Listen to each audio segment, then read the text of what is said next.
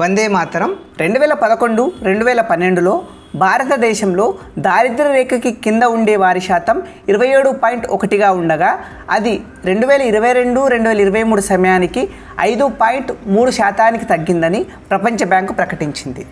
అంటే భారతదేశంలో దారిద్ర్య రేఖకి దిగువన ఉండే వారి సంఖ్య 34.4 కోట్ల సంఖ్య నుంచి 7.5 కోట్లకు తగ్గింది.